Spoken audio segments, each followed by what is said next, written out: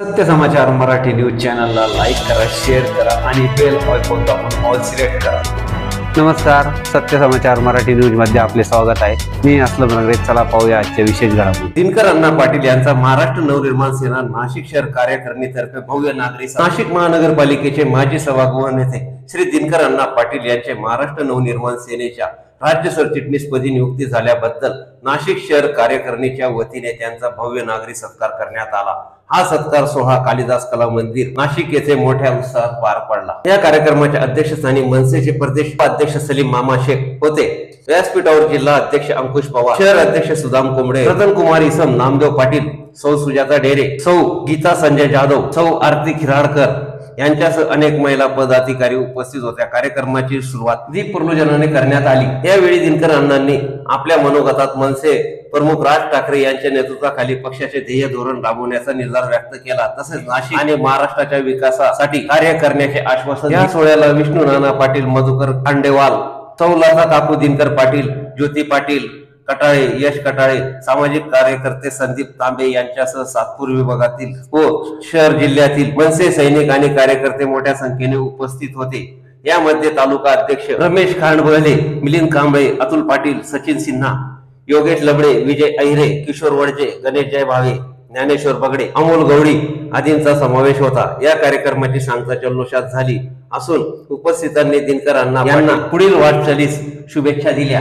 सत्य समाचार मराठी न्यूज साठी प्रतिनिधी असलम रंगरे, नाशिक।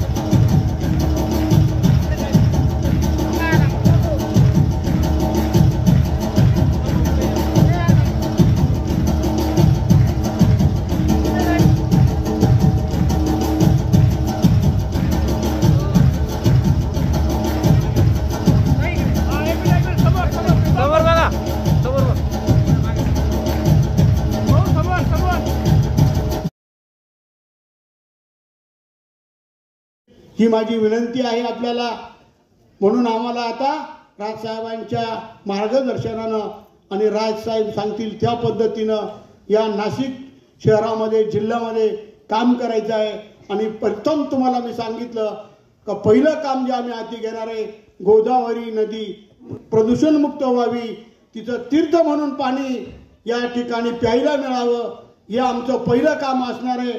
जर ते झालं नाही तर आम्ही आंदोलन करू आणि कायमस्वरूपी जोपर्यंत नदी प्रदूषणमुक्त होत नाही तोपर्यंत आम्ही तिथं आमची आंदोलन चालू राहतील। ही संबंधितांनी नोंद घ्यावी। जर कोणी म्हणत असेल पाणी पिण्याजोगं आहे, आम्ही तिथे उभे राहू आणि 1-1 लिटरची बिस्लरीची बाटली पाणी प्या, कमी जास्त झालं तर तुम्ही तुमच्या जबाबदार राहा, एवढी विनंती करतो। आणि आज मन सैनिकाने जो माझा सत्कार केला, तुम्ही जे सगळे सत्काराला आला, तुम्हाला सगळ्यांना खूप धन्यवाद। या पुढील सर्व जीवन जनसेवेसाठी या देशासाठी समर्पित करतो। जय हिंद, जय महाराष्ट्र। समाचार मराठी न्यूजला लाईक करा, सबस्क्राईब करा आणि बेल आयकॉन दाबून ऑल सिलेक्ट करा।